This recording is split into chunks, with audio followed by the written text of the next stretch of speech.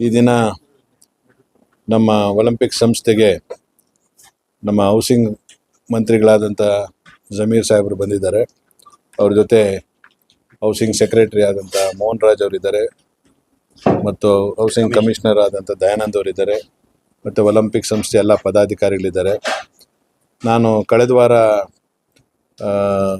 ನಮ್ಮ ಮಂತ್ರಿಗಳಾದ ಜಮೀರ್ ಅವ್ರಿಗೆ ಕಾಂಟ್ಯಾಕ್ಟ್ ಮಾಡಿದಾಗ ಈ ರೀತಿ ನಾವು ನಿಮ್ಮ ಕಚೇರಿಗೆ ಬಂದು ನಮ್ಮ ಕ್ರೀಡಾಪಟುಗಳಿಗೆ ಇಂಟರ್ನ್ಯಾಷನಲ್ ಮತ್ತು ಒಲಿಂಪಿಕ್ಸಲ್ಲಿ ಅಚೀವ್ ಮಾಡಿರೋರು ಅರ್ಜುನ ಅವಾರ್ಡೀಸು ಮತ್ತು ಭಾರತವನ್ನು ರೆಪ್ರೆಸೆಂಟ್ ಮಾಡಿರೋ ಕ್ರೀಡಾಪಟುಗಳು ಕರ್ನಾಟಕದಿಂದ ಭಾಳ ವರ್ಷದಿಂದ ಅವರಿಗೆ ಸೈಟ್ ಸಿಕ್ಕಿಲ್ಲ, ಮನೆ ಇಲ್ಲ ಅಂತ ಹೇಳಿದಾಗ ಅವರು ಇಲ್ಲ ನಾನೇ ಬರ್ತೀನಿ ನಿಮ್ಮ ಕಚೇರಿಗೆ, ನಿಮ್ಮ ಆಫೀಸಿಗೆ ಬಂದು ನಿಮ್ಮ ಎಲ್ಲ ಪದಾಧಿಕಾರಿಗಳ ಮುಖಾಂತರ ನಾನೇ ನಿಮ್ಮ ಮನವಿಯನ್ನು ಸ್ವೀಕಾರ ಮಾಡಿ ಕ್ರೀಡಾಪಟುಗಳಿಗೆ ನ್ಯಾಯ ಒದಗಿಸ್ಕೊಡ್ತೀನಿ ಮತ್ತು ಅವರೆಲ್ರಿಗೂ ಹೌಸಿಂಗ್ ಬೋರ್ಡಿಂದ ಸೈಟ್ ಕೊಡುವಂಥ ವ್ಯವಸ್ಥೆ ಮಾಡ್ತೀನಿ ಅಂತ ಹೇಳಿ ಅವರು ಇವತ್ತು ಇಲ್ಲಿಗೆ ಬಂದಿದ್ದಾರೆ. ಅವರಿಗೆ ನಾನು ನಮ್ಮ ಒಲಿಂಪಿಕ್ ಸಂಸ್ಥೆಯಿಂದ ಮತ್ತು ಎಲ್ಲ ಕ್ರೀಡಾಪಟುಗಳ ಪರವಾಗಿ ಅವರಿಗೆ ಅಭಿನಂದನೆ ಸಲ್ಲಿಸ್ತೇನೆ.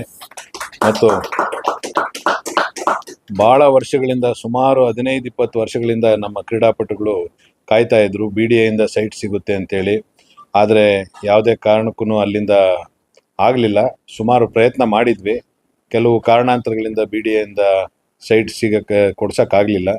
ಆದರೆ ಈಗ ಸರ್ಕಾರದ ಪರವಾಗಿ ಮತ್ತು ಸಚಿವರಾದ ಜಮೀರ್ ಅವರು ದೊಡ್ಡ ಮನಸ್ಸು ಮಾಡಿ ಕ್ರೀಡಾಪಟುಗಳಿಗೆ ಸೈಟ್ ಕೊಡ್ತೀನಿ ಅಂತ ಹೇಳಿದ್ದಾರೆ. ಅವರು ಬೋರ್ಡಲ್ಲಿಟ್ಟು ಕಾನೂನು ಪ್ರಕಾರ ಅವ್ರಿಗೆ ಅರ್ಜಿ ಕರೆಸಿ ಅದರಲ್ಲಿ ಅವ್ರಿಗೆ ನಿವೇಶನ ಕೊಡೋದಕ್ಕೆ ಒಪ್ಪಿದ್ದಾರೆ.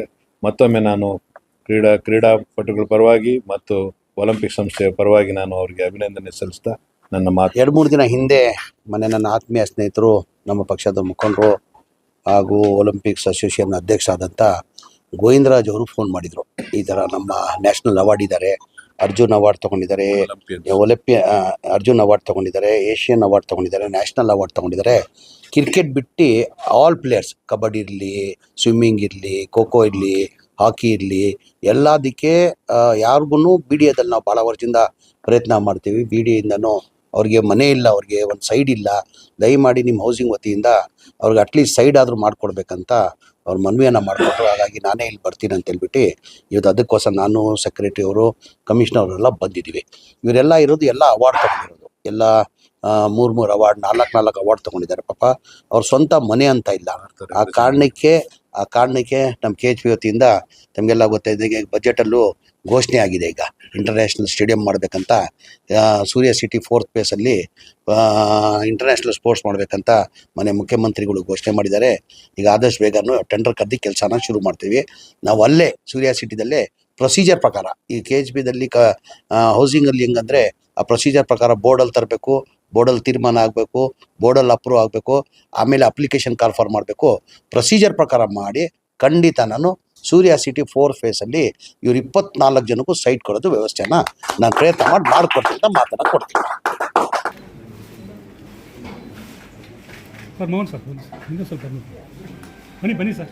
ಮೇಡಮ್ ಸ್ವಲ್ಪ ಮುಂದೆ ಬನ್ನಿ, ಸಾಕು ಸರ್. ಒಂದು ಸರ್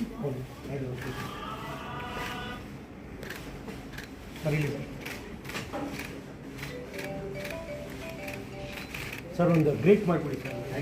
ಸರ್ ಹಿಂಗೆ ಸರ್ ಈ ಕಡೆ ಏನೇನೋ ಇರ್ತದೆ.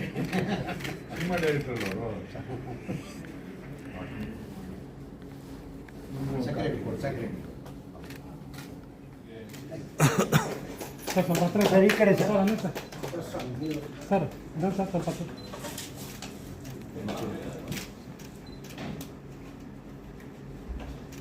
ಸರ್ ಸ್ವಲ್ಪ ಈ ಕಡೆ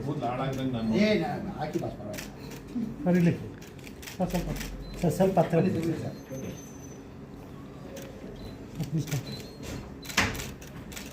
ಸರ್ ಒಂದು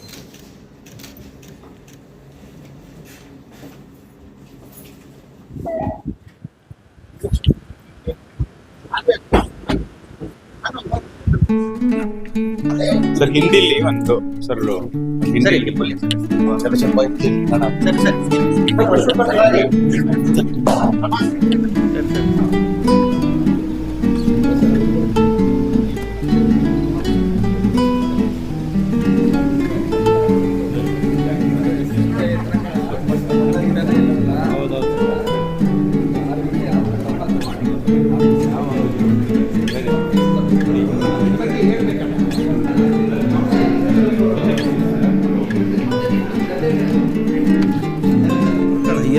ಆಪರೇಷನ್, ಮಗಳ ಮದುವೆ, ಕನಸಿನ ಸ್ವಂತ ಮನೆ, ಇದಕ್ಕೆಲ್ಲ ಹೆಂಗೆ ಹಣ ಹೊಂದಿಸ್ಬೇಕಂತ ಟೆನ್ಷನಲ್ಲಿ ಇದ್ದೀರಾ?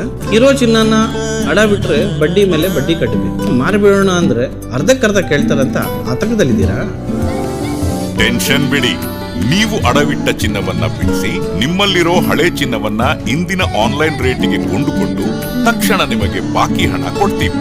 ಕೋಟ್ಯಾಂತರ ಜನರ ಆತ್ಮವಿಶ್ವಾಸ ಹಿಂದೂಸ್ತಾನ್ ಗೋಲ್ಡ್ ಕಂಪನಿ, ಇದು ನಮ್ಮೆಲ್ಲರ ಕಂಪನಿ.